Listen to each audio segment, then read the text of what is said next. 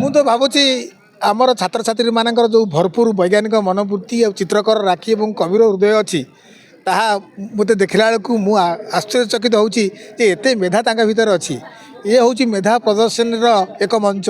ସେ ବିଜ୍ଞାନ ମେଳା ହେଉ ବା ସୁରଭିତ ଶାନ୍ତ ଅପରାହ୍ନ ହେଉ ବା ସନ୍ଧ୍ୟା ହେଉ ଏସବୁର ଶ୍ରେୟ ଯିବ ଛାତ୍ରଛାତ୍ରୀମାନଙ୍କୁ। ସେମାନେ ଏଠି ସମବେତ ହୋଇଛନ୍ତି, ସେମାନଙ୍କର ପରାକାଷ୍ଠା ପ୍ରଦର୍ଶନ କରୁଛନ୍ତି, ବୈଜ୍ଞାନିକ ମନୋବୃତ୍ତି ଏବଂ ଯେଉଁ ଚିନ୍ତାଧାରା ସେମାନଙ୍କ ଅଛି ସେମାନେ ଉଦ୍ରେକ କରିପାରୁଛନ୍ତି, ପ୍ରତିଫଳିତ କରିପାରୁଛନ୍ତି।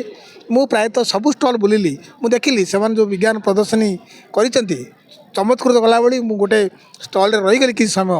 ସେ ଗୋଟେ ଛତା କରିଛି ଗୋଟେ ଛାତ୍ର, ସେ ଛତା ତଳେ ମଧ୍ୟ ସେ ଏମିତି ଲାଇଟ୍ ଆଉ ଆପଣଙ୍କର ଫ୍ୟାନ୍ ଫିଟ୍ କରିଛି ଯେ ଖରାଦିନେ କେବଳ ସୂର୍ଯ୍ୟ ତାପରୁ ସେ ଛତା ରକ୍ଷା କରିବନି, ଥଣ୍ଡା ପବନ ବି ଯୋଗାଇବ ଯେଉଁ ଛତା ତଳେ ଯେଉଁ ବ୍ୟକ୍ତିଟିଏ ଥିବ। ତେଣୁ ତାଙ୍କୁ ମୁଁ ସାଧୁବାଦ ଜଣାଉଛି।